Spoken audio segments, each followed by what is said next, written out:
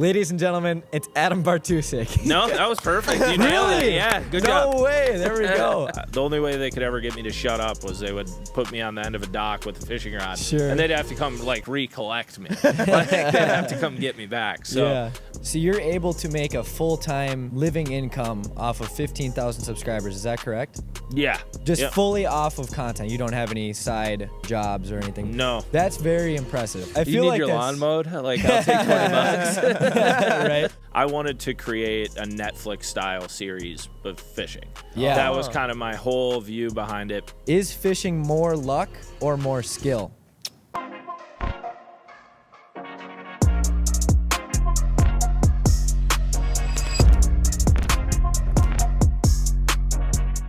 All right, Scheels is helping us give away a $100 gift card. Go to our Instagram. You'll see pictures of me and Aiden holding this gift card sign. All you have to do is subscribe, like, and leave a comment on that Instagram post, and you'll be entered. We're doing 4 giveaways, 4 weeks, and $100 gift cards each week. So make sure you get entered. Seriously, go watch every single episode in August and get entered to this giveaway. Did you guys go to school for, like, media stuff like this, or just start doing it for fun? I went for business, and you went Okay. for construction. So, Well, yeah. vastly pretty different. It is like, very different. Like, in retrospect, I wish I had a business degree, but, like, yeah, construction's a little bit different. Yeah. than, Right. like, Yes. chilling at a Scheels doing a podcast. Yeah. Right? So both of us have our own businesses Okay. aside from this. Okay. So that's where we can like comfortably live. And then we have the podcast together. Yeah. So that's what's nice is like we don't have to like focus too hard on like we have to make a living off of this right now, you know, like so we can just let it grow. Which and is, like, extremely stressful. yeah. All right, let me intro us. Welcome back to the Beyond the Spotlight podcast hosted by myself. My name is Jack. And I made it.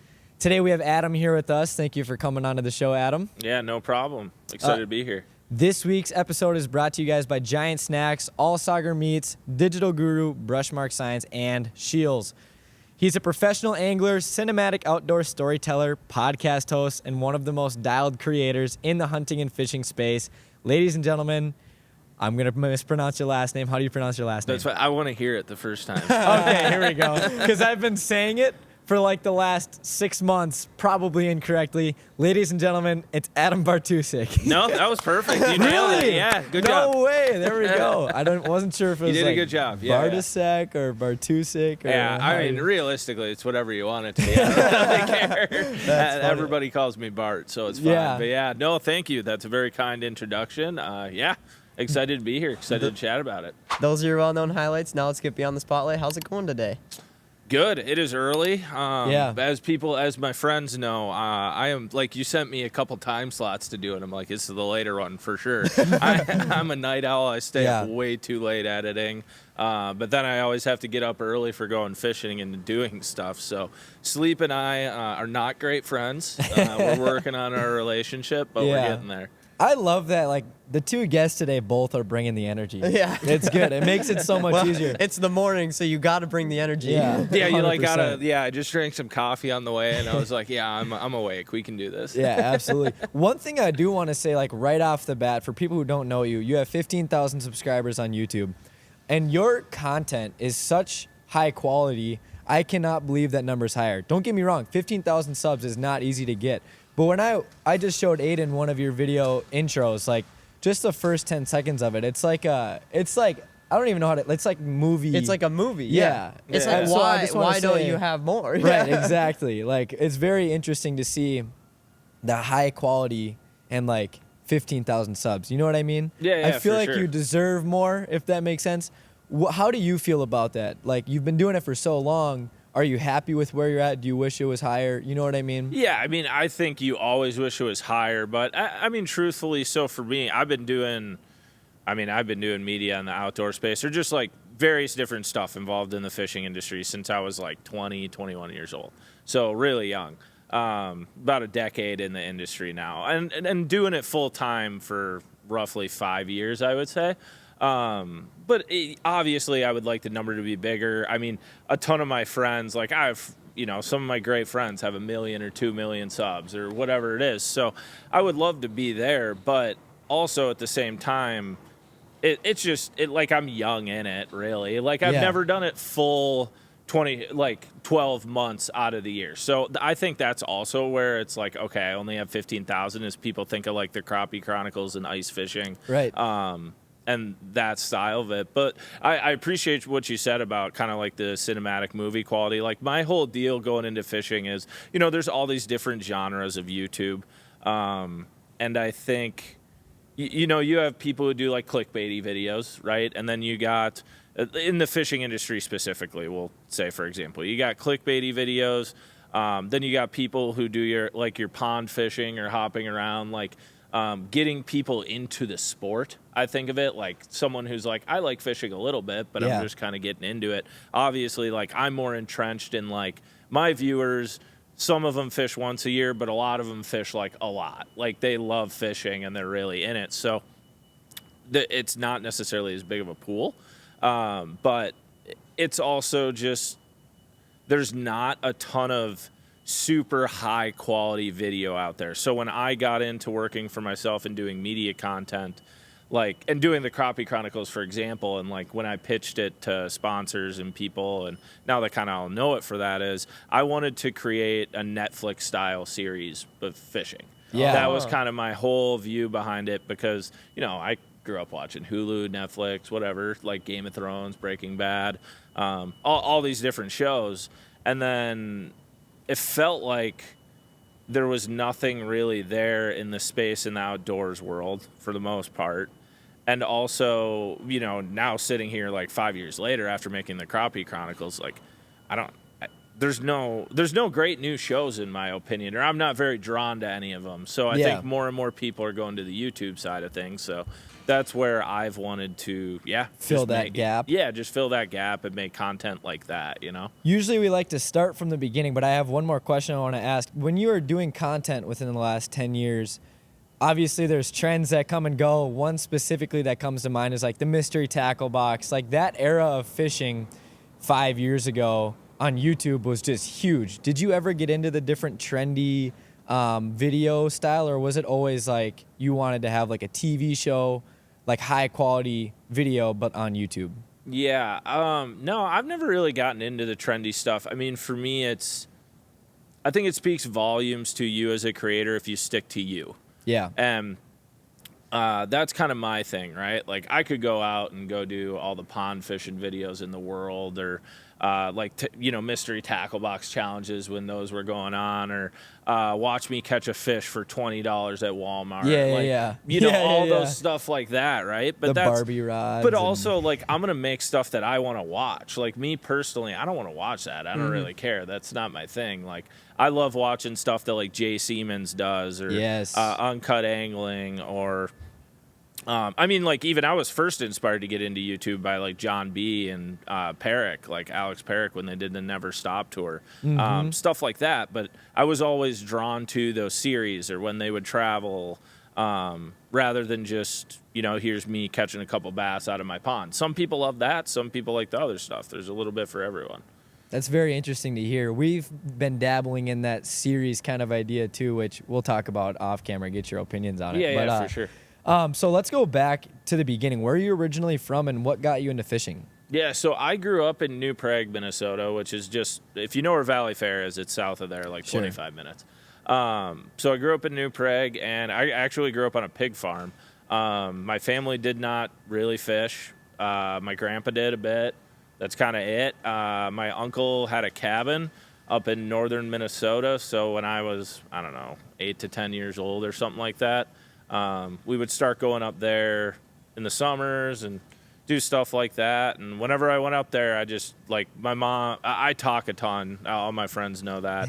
And my parents would say the only way they could ever get me to shut up was they would put me on the end of a dock with a fishing rod. Sure. And they'd have to come, like, recollect me. Like, they'd have to come get me back. So that's kind of how I got into it. And then just, through the years and growing up, and especially with social media, like, I had no friends who really fished other than Sobe. Like him and I went to the same high school. We grew up together. We played baseball together and everything. But forever, like, we couldn't connect with anyone that liked fishing as much as we did. And then social media came around, and, we got this group of friends, and just started wanting to do more stuff in the industry. I mean, kind of like what you guys are doing with your podcast, right? All of a sudden we're like, hey, we want to do this. So Yeah. we had no idea what we were doing, but we're like, we'll figure it out. Like, Did you go to college? yeah, so I graduated. I had a double major from Winona State with a minor. I have a double major in recreation, tourism, and communication studies, and then minor in coaching. So literally, like, That's crazy. Yeah. How long did you go to school? 4 years? yeah, it was like 4 years. You got that all 4.5. done in 4 years. Mhm, 4.5 Wow. How years. many credits per like year? Do you remember? Oh, like, well, my first few years when I was like, I'm gonna enjoy college, it was like 15 to 18. Sure. But then, like, there were a couple summers where I did like an internship plus a class or two, so like 15 to 18 in the summer. I think there was one spring or fall where I did like 21 or 22, but that was with like, I had a couple really easy classes in there where Sure. you're like, okay, I'm not too worried about that. But yeah, it was a lot. Like, looking back at it now, it was a lot. I'm proud of myself for doing it. And I learned a ton in college, especially like there's different parts of my degrees that kind of have come to this, but yeah, with all the filmmaking stuff and everything, like, dude, I never touched any of that in college. Sure. So I is that what you wanted to do right away? No, You I knew- had no idea what I wanted to do when I graduated college. My first thought was, like with the recreation tourism degree, I had a couple of internships where, like, I lived in Key Largo, Florida at Ocean Reef Club, did like a summer camp up in Connecticut. I lived up at Madden's for a summer working at the Classic golf course. So I did a bunch of different stuff where I always loved resorts and vacations, and I wanted to be involved with, like, it's kind of the same thing as filmmaking. I just love filming like people's best day, or just like I just love telling stories like that of like things you want to remember. And it's kind of the same thing when people go up north or on vacation with recreation tourism stuff. So yeah, that's kind of how I got into that. But yeah, the whole video thing, I mean, that's 100% self-taught and watching YouTube. Like, if there was no YouTube, I mean, obviously I couldn't post on YouTube, but I would have no idea how to edit videos. Like, no idea. Right. It's definitely a fun thing to learn and get into, but you really do have to like do it yourself. Now there's probably degrees where they teach you, like, we talked to a person who's going to be teaching a podcasting class at a college now, which is super interesting.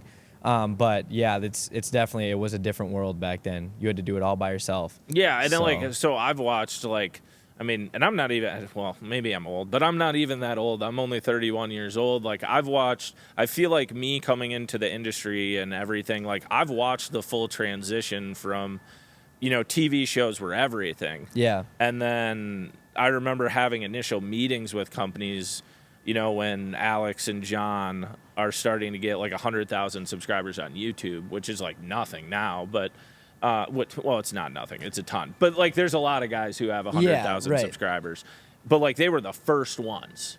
Yep. And I remember seeing that and being like, this is gonna be the thing once people figure out how to produce videos, TV quality and everything. And I remember having meetings with companies of like, hey, this is, where it needs to go. And now it's like all transitioning to YouTube, podcasts, all your own content, TikTok, short form. Like, there's a million different ways out there to digest content now. It's crazy. Yeah. And a lot of the advertising dollars, I feel, is getting spent on the social media or the YouTube side of it too. I do want to ask you, when did you realize that you could do this as a career? And what do if you had to explain your job position too as well, like what you do, how would you explain that as well? Yeah, I fish. I film videos of fishing. That's what I say. Like, I film videos of fish. Or other people fishing. I just film videos in the outdoor industry. That's kind of what I say. That's a dream. So when did you realize that was a possibility, and how did you make that your reality? Well, honestly, I didn't really ever think it was possible to do it full time, if I'm being honest. Yeah. The only reason I ever did was because of COVID. Like, I worked in corporate sales, and then I'd fish tournaments and film videos and stuff on the side for fun. And then COVID hit in 2020. I thought I had a great position and I was going to be good. And then, a bunch of people got let go.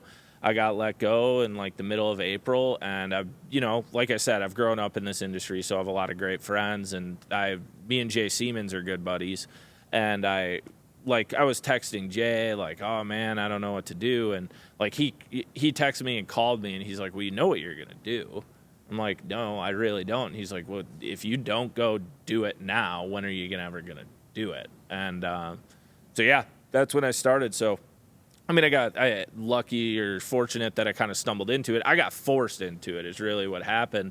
And it was always it was always a dream, and it's what I wanted to do. I just kind of took the opportunity. I was lucky that, I already had connections in the industry from previously, like working really hard for 5 to 6 years part-time, not sleeping very much, and just chasing the dream with friends. And, you look back on it and you're like, oh, those are the glory days, but the glory days are still right now. Like, you're still building everything, but I wouldn't trade those memories, for the world. Like, I have so many crazy memories of different things we've done. But yeah, that's how it happened. I literally got forced into it. Jay was like, you got to do it. Yeah. And then a year later, I was like, I guess I'm doing it now. So how did you make it full time then? Because obviously everyone would love to go full time doing what they love, but there's also a business side of things, and there's like, you need to make a living doing it. So can you talk about the brands you've worked with, and like, is that how you are bringing in money from brands, or is it from YouTube, or a mixture of everything? Yeah. So none of the stuff I do, I don't live off of YouTube earnings. That's just, that's not the way I want to formulate my business yet anyways. I use it more as like, to put into retirement, or like buy my fiance's engagement ring, like stuff stuff like that. Yeah, that's great. But more of what I focus on is, like when I first started, for example, I, asked Jay, how do I do this? And for like 2 months, I stayed on unemployment, and I just did free work for people because I had no portfolio. I had a bunch of connections, but I had no way to be like, this is what I can do. So shout out like Carl Joachimson, who's a pro Bassmaster Elite Series pro from Australia. He lives in Tennessee now. He like flew me down there, and I worked with him for like 2 weeks. So I got a bunch of experience there. And then I went out to Green Bay with Doug Wegner and Frank Ragnow and filmed some smallmouth and walleyes. And then like I just did a bunch of random stuff. And then the biggest thing was Scott Bonema with the Champions Tour hired me at the time to produce all the Champions Tour videos. So when I kind of went into it, like I had lined up like, okay, like I'm going to earn enough money through this gig. Also at that time, I'm like 24, single, live with a couple buddies in a house. I don't have to make very much money at that time to live. So I'm like, okay, I can pay my bills for 6 to 8 months here, and I'll figure it out. And that's kind of literally, as scary as it is, that's what it is for everybody. Like even right now to this day, like I know what I'm doing in the winter for the most part, but it's also like I have no idea how much money I'm going to make or where that's going to come. You just kind of got to keep going with the process, and I guess you just kind of hope it shows up, and it kind of it does as long as you keep working. So so kind of your gig was filming for other people. Yeah, mainly. So I started filming for other people first, and that's what I did first because I had done a bunch of stuff with buddies, but I had stepped away from doing like what I do now, for example, the YouTube side of it, because it just kind of had taken away a little bit of the fun of fishing for me. Like when I was working full time and then also making videos, I was just getting so burnt out because I was like, I just want to go fish in my off time, dude. Yeah. Then when I started doing it full time, I got into I got into winter. And I didn't have anything lined up really for the winter, but I had all these great winter connections. And I was talking with my buddy Matt Waldron and Adam Griffith, and we had done a mini series before in the Twin Cities of chasing big crappies, and I was like, I really think that has legs. Like, I want to do that again. Like we had done like 3 or 4 videos, and they all did super good, and then it just like died for 5 years, and no one's ever done it since. So.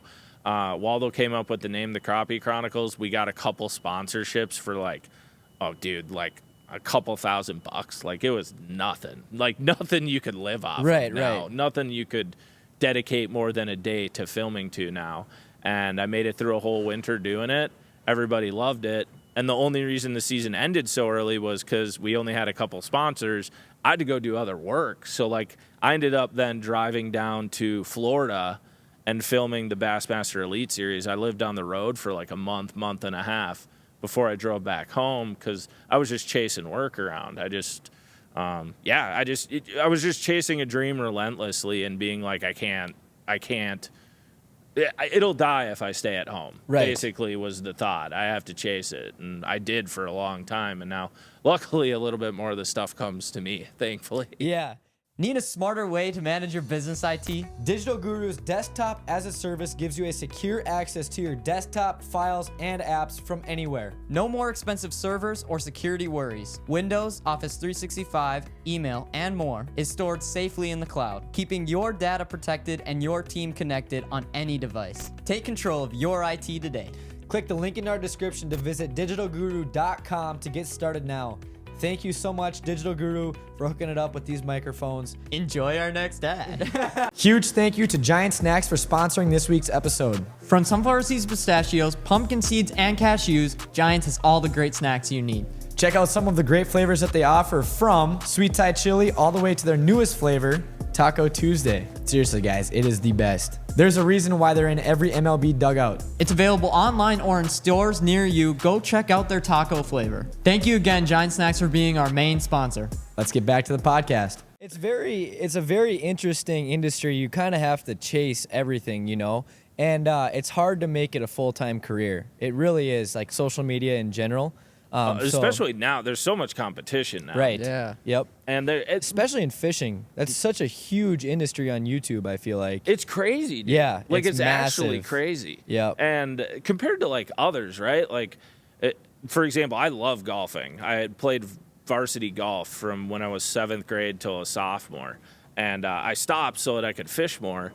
But, like, I look at, like, I watch Foreplay and, like, Good and stuff like Yeah. that. I'm like, I should have went into golf. It'd be way more profitable. 100%. Like, when I went into once again, though, when I went into fishing, there was nobody doing it.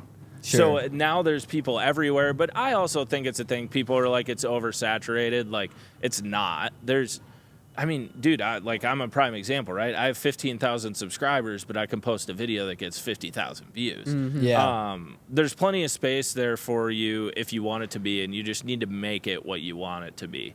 I still don't think there's that many people out there that are really great at maybe making the content, but also, like, working with brands. There's a lot of people that just, like, there's a very big difference between making content that is entertaining that people watch, but then you have no buying power, right, to get someone to come into a Scheels and buy something. Right. Yeah. And then there's another thing where, you know, you're kind of more of an old school TV show where you educate and tell a lot, but Yeah. it's not necessarily entertaining. It's kind of like flipping on golf on a Sunday morning. You know, you just kind of Right. watch fishing and you chill. And there's not many that are right in the middle where it's like, it's entertaining, it's high quality, and you can also, like, sell out a Scheels store if you put Yeah. a video out. So, Well, that's what's awesome too. Like that, I really, really like about you and like your attitude is like, a lot of people nowadays on YouTube are good at what they can make content, but they don't go further. Like they're not working with brands. There's a business side of it that they're lacking, where it seems like you have a good mixture of both. yeah, well, yeah, and that's also because, like, I don't have 100,000 subscribers. Right. So, like, you kind of I have can't, to be good at I working with have to be brands. good at it. Otherwise, like, you know, like, I have meetings later today and later this week of, like, talking with brands, and it's like, you know, I got to get paid this, otherwise it doesn't exist. But luckily now, you know, I paid my dues for 2 or 3 years with the Chronicles and other projects where I didn't really make very much money, but now I have this portfolio piece where I'm like, if you fund me, I can do this times 100. Like, Sure. I can go do some really cool things if we, you know, get to a certain level. And it's also just being patient with it. Like, I have dozens of ideas of different series and trips and stuff that I'm very passionate about that I want to go do, but it's ultimately like, all right, like, when the time comes, it'll show up. And you don't really have to force it once you kind of get into it. Like, the opportunities kind of just keep coming as long as you're putting the work in. Like, that's the biggest thing. So, yeah, the business side is very weird, and like, it's just needed on the fishing industry side. And, like, you want to get back to the industry, right? That, like, gets you Yeah. to go do stuff. So that's my biggest thing. So you're able to make a full-time living income off of 15,000 subscribers. Is that correct? Yeah. Just Yep. fully off of content. You don't have any side bit or jobs or anything. No. That's very impressive. I would I you feel need like your that's- lawn mowed? Like, I'll take 20 bucks. right? Well, okay. Like, the money off of YouTube is good if you can get a lot of views. So it's difficult. It's cool that you're able to do that.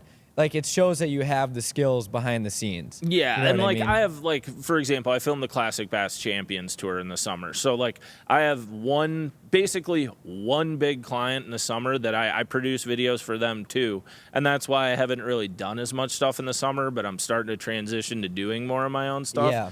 But like other than that, man, yeah, I do small little brand type shoots for people every once in a while, but that's what I did for the first 2 or 3 years when I did this. And I could just feel myself getting burnt really fast. And it's just the way my personality is. And some people who work in the video and media space, like, they're made to film other people and like see other people's visions. And the way my brain works and like my storyteller brain is like, I get way more drive and everything if it's my idea and story. Like, I can pull all-nighters editing and like I said, chase a dream relentlessly. Like, me and Griff drove to Maine for 27 hours to go ice fishing for 4 days. Like, That's crazy. You're going and doing stuff that nobody else would ever do. And that's kind of my thing is, that is one thing also in the fishing industry. There's a lot of people who are very chill with like, okay, I got all my sponsor dollars, I'm paying my bills, I'm gonna go, like, especially ice fishing, I'm gonna go film Red Lake, Devil's Lake, Lake of the, Lake Mille Lacs, Lake Winnipeg. I'm gonna do a panfish episode in northern Minnesota, then I'm gonna go do that. Like, They're content with that. Yeah, you can go to do the same 8 episodes every year and they're all gonna get views. Like, you can literally live off of it. It's gonna happen. But for me, that's just not, like, that doesn't trip my trigger. I want to go push the envelope. Like, I'm constantly trying to push the envelope. Like, I think, like, I take it as a compliment when, like, we made the Chronicles and there was like 7 other series that popped up the next year trying to do the same thing. Yeah. And then, they kind of fizzle out and you're like, yeah, it's a lot of hard work. Like, I like that. I like pushing that and trying to, do those sort of things. That's awesome. I want to talk to you about the Jude fishing tournament. Yeah, for sure. I love the Jude. And that was like, you had just like a 2-hour like documentary almost from that. Do you want to share a little bit about that and basically explain what that video is about? Yeah, it seems like it means a lot to you. Yeah, for sure. The Jude is a film I just put out on my YouTube, but so it's about an event. It's called the Dick Hively St. Jude Bass Classic. I think this year was the 27th year. I'm bad at keeping memory of whatever year it is, but it's been going around. It was started by fishermen. And it is a tournament that just fundraises for St. Jude's Children's Research Hospital down in Memphis. And it's all the money is fundraised by teams. So this year there's 97 teams or something like that, fundraised $1.1 million. And once again, that's not coming from anywhere else. Like, it's raised by the 97 teams. That's huge. How do you raise that money? So, like me, I fish with my buddy Matt Pangrack. He has a huge bass fishing podcast. So we'll sell T-shirts, we'll do events, and then also like we'll reach out to. We did an event with some Bassmaster Elite Series pros at the Classic this year. Like, you just kind of try to use the connections you have to try to figure out different ways of doing it. There's people that sell signed jerseys on eBay.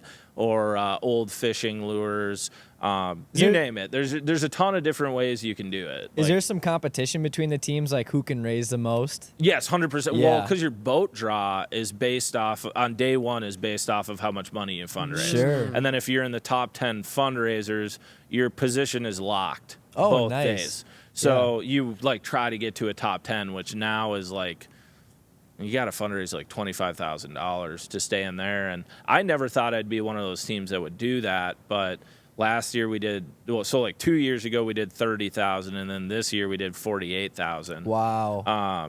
Which is like crazy. I was one of those teams that fished the first year and fundraised like $1,500, and you're like, dude, we crushed it. And like you did, like 100%. $1,500 for charity is incredible. Like, that's great work. But then it just kind of compounds once you create a community. It's kind of like creating content, to be honest. Like, everything just compounds. People want to get involved. Well, and People you're are good in doing nature. something good too. Yeah. Like you're donating. That's awesome. Yeah, exactly. And you're doing something good. People are good in nature. They're very willing. Like, people want to help people. Like, it's kind of a part of the human element. So, we've just fundraised a ton of money, and this event happens every year now. It keeps getting bigger and bigger, and it's the same weekend every year. I look forward to it every year. And, so I wanted to we won it, not this last year, but the year before. Yeah. And, it's a very prestigious tournament to win in the Midwest. And I was telling Matt, like, I feel like the only way to, like I wanted to give something back to it, like what it had given me, right? I'm like, okay, well, I know one thing I'm good at, and that's, video. So I was like, let's make an actual video showcasing what this event actually is, because everyone talks about it, but no one's actually, like, seen what goes through the course of an event. So I was like, well, we can talk about winning, so we can show that. Like, everybody wants to see that. That's cool. And then you're able to kind of get people in to getting them to listen about the charitable element, because there also is a part of, people all like to say they want to help and be charitable, but getting that, like, action, it can be hard. So you're trying to get people to flip into, like, hey, like, if we're asking for $20, like, it's going somewhere good, because And they can see that when you're when you show the tournament, like, they're not just donating to a tournament that they've never seen, but if they can literally see it in your video, it'll make them maybe want to donate more next year, or, you know what I mean? Yeah, like, or they can see who it helps. Yeah. Yeah. And I'm sure you showcase that in your video as well. Like, it's going to St. Jude, and I'll explain why and what that's all about and everything. So at different kids it helps, and I've toured the hospital down there with Matt before. It's crazy. It's a great place, and I hope everybody, like, if anybody ever sees a St. Jude fundraiser, like, it's going to a great place. Nobody ever pays a bill for medical care there. It's all for kids. They do so much research for cancer research around the world. I was gonna say, what did you win from that tournament? I think it was $25,000. Okay. Yeah. That's incredible. That is crazy. There's a lot. I've It's a noticed, couple good days fishing. Yeah. In the fishing industry, it's like That's huge. some of those tournaments, like even like the classic bass, like some of this, that's not like a huge circuit or whatever. Like, there still is some good cash prizes in tournament fishing. Yeah, I mean, it is. A lot of it is funded by us. Like, we're just gambling our own money. Right, it's right. kind of like blackjack, right? Is there an entry fee in that tournament as well? For the St. Jude? Yeah. Yeah, I think it's like $400 or something like that. But they pump up the payout. Like, they put extra into, there's incentives in it for, like, how much you fundraise. So you have to fundraise $500. And then I think it's like if you go over $1,500 or something, there's a certain multiplier. It's like a 1.5 times, right? So you earn like half added to. But then if you reach 5,000, it only applies to first place. But instead of winning like $7,500, you win 25 grand. Oh, wow. So that's like what incentivizes everyone to get over $5,000 is in case you win, you know, you get that extra paycheck. And there's been people who've won who haven't gotten it, but it's like it's a charity tournament. So like anything you get out of it, you're happy, you know. 100%. So you made this documentary. I'm curious on the back end work. How long did it take you to edit this? So like I kind of picked away at it for a few weeks of like while I'm doing other tasks, and then I'd hop over, do a few things. But when I was finally like, okay, I'm diving in and I'm getting this done, I don't know, week and a half, 2 weeks probably. And that's also not like 8-hour work days. That's like I sit down at 8 a.m., you know, I get lunch, maybe go to the gym in the afternoon for a bit, get home, keep editing, eat dinner, and then I'm editing till like 2 or 3 in the morning. That's crazy. And then I go to bed, then I wake up, go do back. the same thing. And it's just the same thing. But then when you're done, like it's really weird, man. I can't, like, the mental state of like you get out of your editing state and just walk out to the real world, and you're like, holy cow, I actually haven't really done anything in like 2 days. I've just been sitting down here. Do you like watching it back then, or are you like, I don't even want to watch it, but like give me like a week and then I'll watch it. You know? It depends on the video. So I know I made a really good one if like I post it, and then I always leave it alone for like an hour, whatever it is. But like I know it's a really good one if like I get home or something and I'll turn it on to be like, well, it uploaded right? Like, Yeah, you know, I know it did because there's no bad comments, but I'll turn it on and be like, well, how does it look on the TV? And then it's like an hour later and I'm like, oh, I'm still here. You know, like I've watched all this for months. I don't need to. I literally made this. Yeah. I don't need to watch this. That's like the pods too. When I'm done editing, sometimes I'm like, gosh, I do not want to even look at this for a week or whatever, and then I'll come back like a couple weeks later and I'm like, wow, I'm happy with this. You know what I mean? So it is interesting on the content side of it.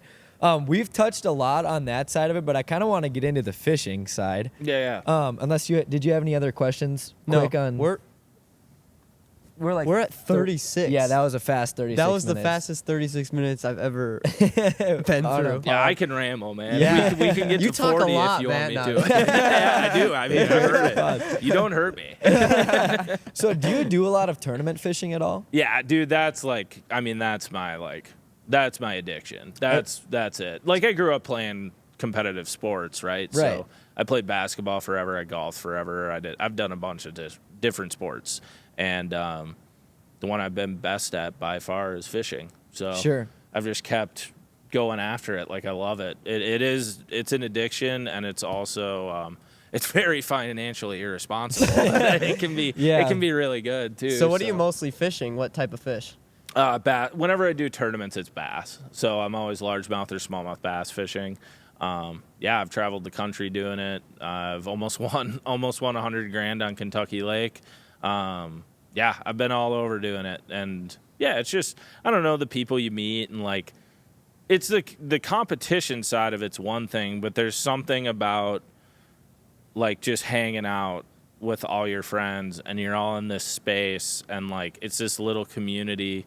It's very different. So You're not doing like classic bass at all, are you? no, I just No. filmed the videos there. So I've always kind of wanted to fish one of those tournaments, but it's kind of like I've filmed that basically since it started.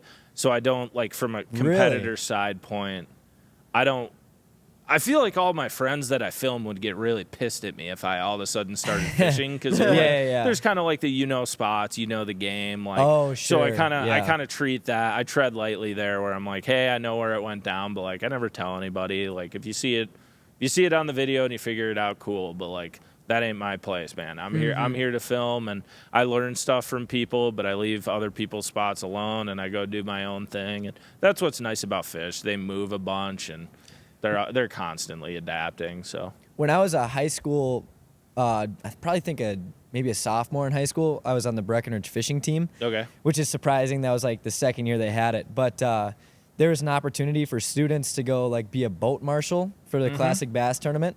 And do you know Daniel Fabiano? Yeah, I know Dan well. Yeah. It was crazy. Like that's just such a funny connection to see. I was like in his boat and I had to make sure he was following the rules, and like I tracked all his fish. And Really? And he had, So you marshaled I a was. Champions Tour event. Yep. Yeah, I was for sure there filming That's that. so crazy. That is crazy. That was Where was it? maybe it was near Alexandria. Yeah, it was near It Alexandria. was probably on Lahamadou then. I can't remember. I'd have to look. I have Yeah. a picture. It was a long time ago. It might have even been like closer to like my freshman year. So that would have been 2018, something Okay, like then that. it would have been right before me, but they did have one at Lahamadou then. Okay. I'll have to show you a picture. Did 'Cause someone I have a remember- heart attack on the shore that Yes, morning? yes. Okay, yeah, it was 2018. That's crazy. I remember that. There was an I ambulance don't know. there. And, Something happened. I don't remember what it was, but yeah. And he had like the Arsenal brand. Yes, Yeah. that's Dan Fabiano. Yep. That's so crazy. That The is connection crazy. there. Yep. Yeah, So I no, wasn't those at are- that one, but 2 Okay, years okay. later, that's when I started filming them. Brushmark Signs is a family-owned and operated business out of Detroit Lakes, Minnesota. Their designers can create logos, banners, indoor or outdoor signs, Digital message boards, decals, and apparel. as well as promotional items, window tinting, and more. Guys, they literally do it all. They even ship nationwide. Give them a call at 218-847-3599. or visit brushmarksigns.com. Thank you, Brushmarks. When it comes to quality meats, trust the experts at All Sagar Meats. Family owned and operated with locations in Audubon, Fargo, and now open in Breckenridge. From hand-cut steaks to in-house made sausage, fresh seafood to smoked bacon, they have everything you need to elevate your meals. They're open 7 days a week in Breckenridge, so stop in whenever you need. Plus, check out our meat bundle packages and our bulk beef orders for unbeaten value. Visit allsaugermeats.com or stop into your local Allsauger store and experience the difference in every bite. Allsauger Meats, your trusted source for quality and freshness. Thank you, Allsauger Meats. Yep. But that's when I got my first taste of like real tournament fishing. Obviously, the high school league has their tournaments, and it's like, it's the same thing, but it's not because there's no money on the line. You're all kids.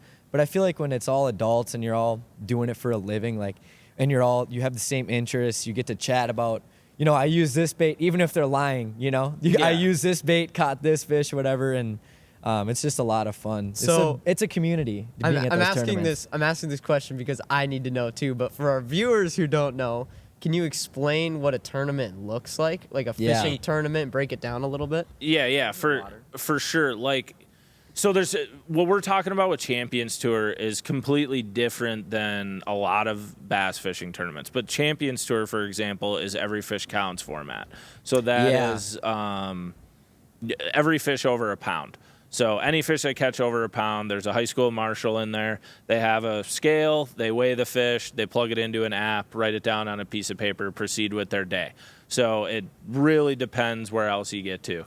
And it's kind of interesting because there was like 50 plus bass getting weighed in, you know, on some of the cards, which is very different. Typically, it's your 5 biggest bass. That's what a normal tournament is. That's what I normally fish. So then, like 5 biggest bass, or it can be 6 biggest. Every event's a little different. It's pretty commonly 5, though.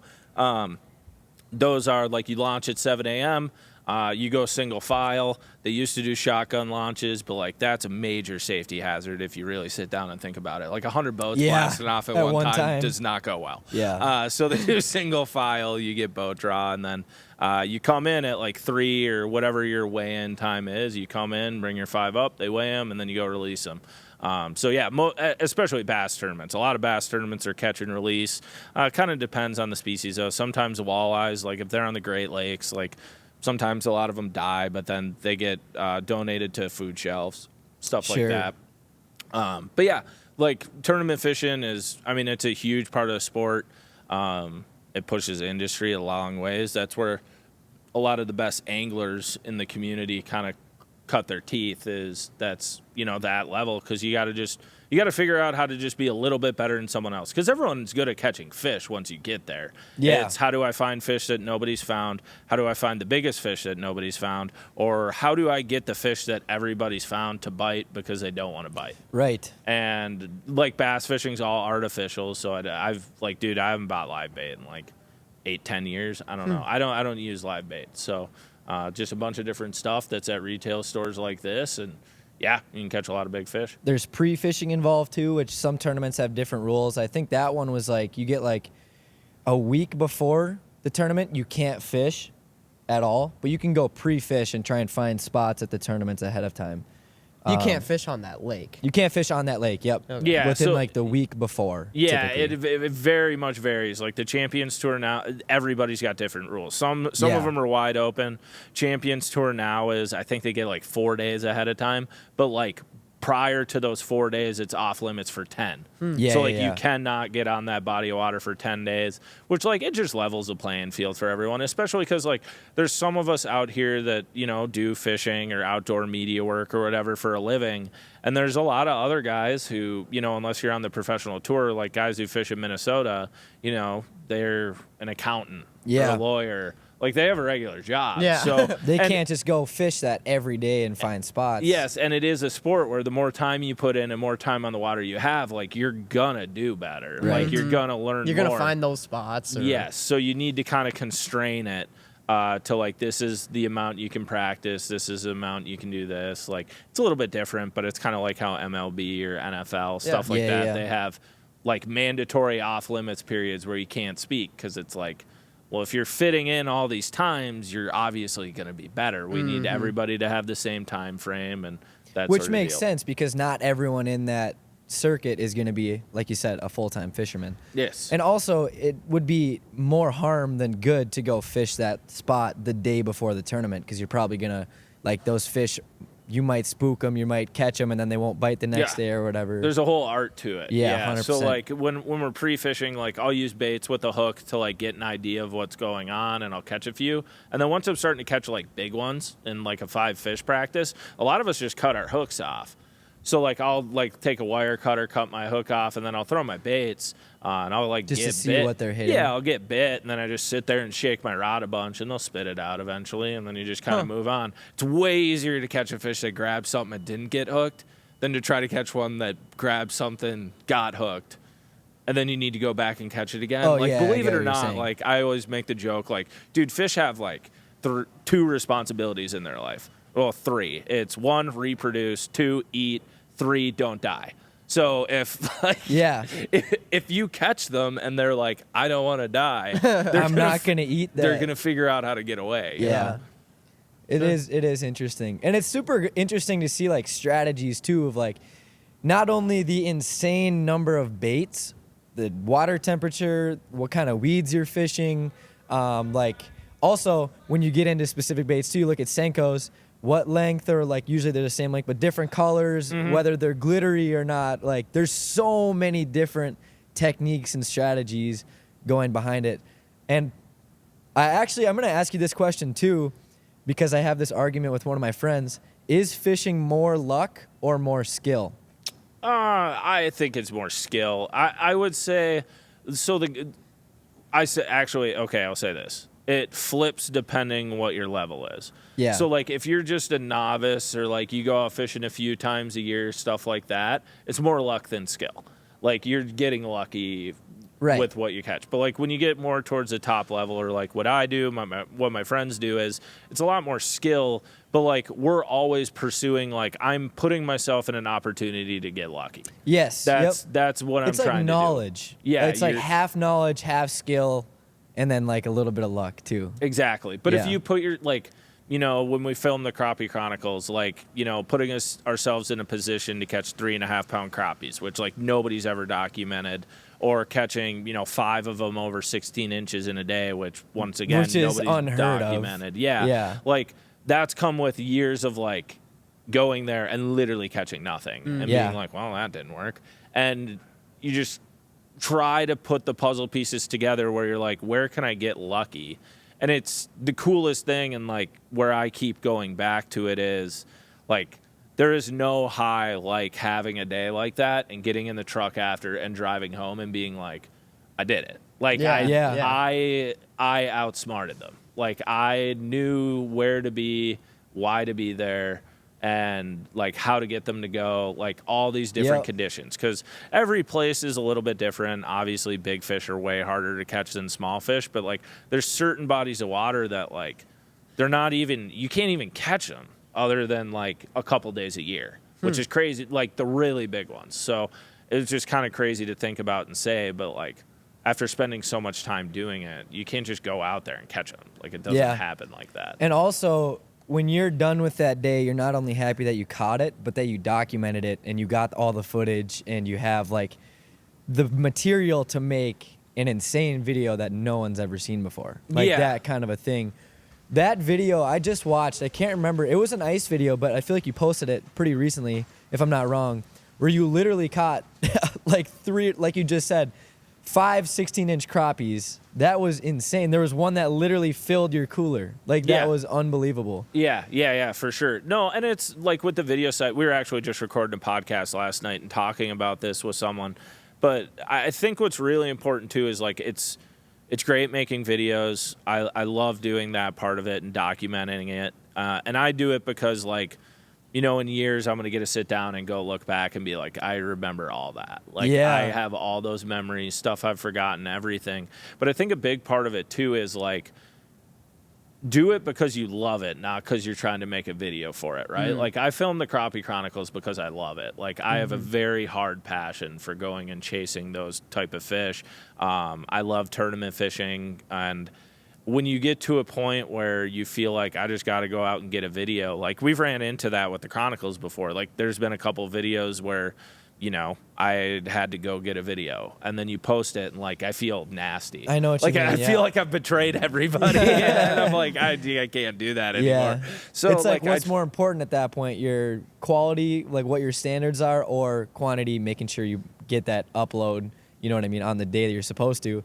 So like that's tough to try and balance sometimes. Yes, exactly. It's just do it because you love it. And that's what I tell everyone when they're like, oh, I want to do this or I want to get into it. I'm like, make sure you do it because you love it, not because you like watching somebody else do it. Like, it looks all glamorous and everything, but I can promise you you got to be a little different to do it because, like I said, like I'll stay up till 3 or 4 in the morning you gotta love editing. it. Yeah. And it's for days in a row. And like, you gotta, you know, I'm marrying an awesome woman who lets me deal with it. But like, it's not for the faint, dude. Like, it's really hard. You have to put in a lot of time. You're away from home a lot, and there's a lot of failure.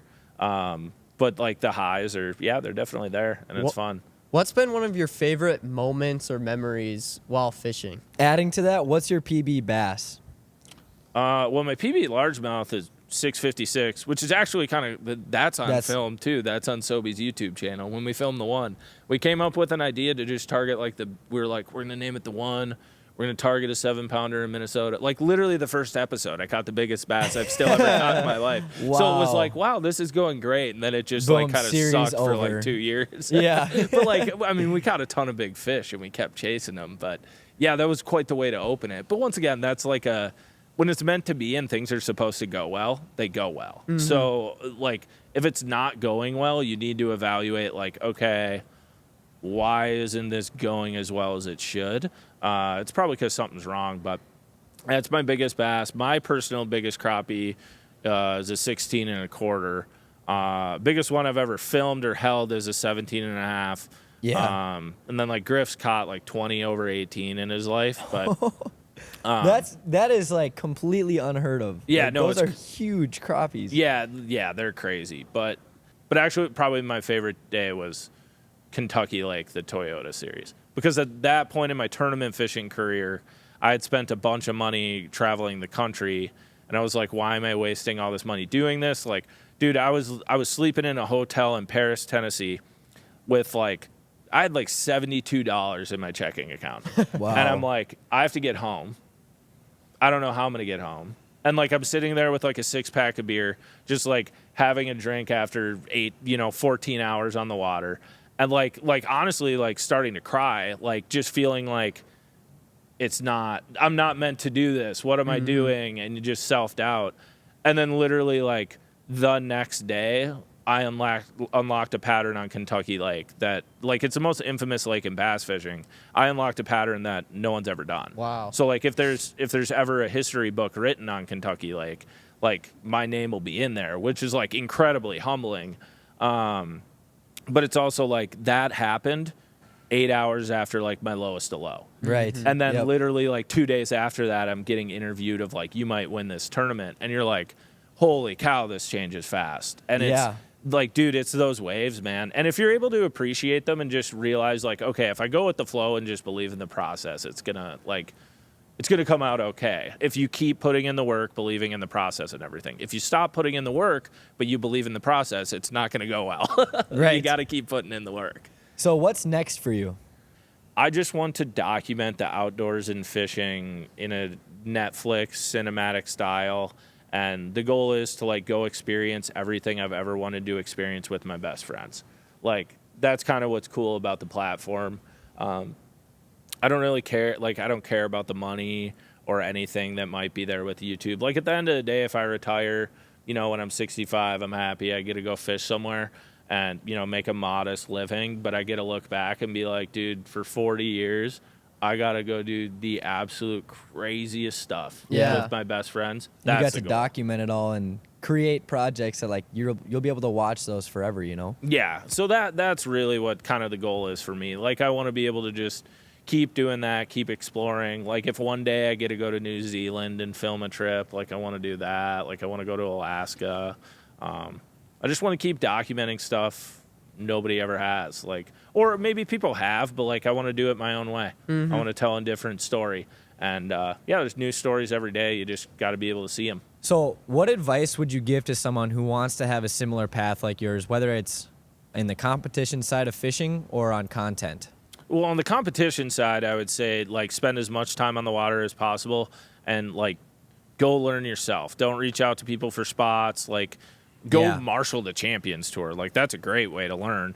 But yeah, just go fish. Spend a ton of time on the water. There's so much information on YouTube and stuff now. Like, dude, when I was coming up, like I had to teach myself how to do a lot of this stuff. There wasn't a lot of YouTube videos really out there yet. Right. There was a lot of secrets still. Now everything's out there, dude. You can go learn whatever you want to on YouTube and be really good.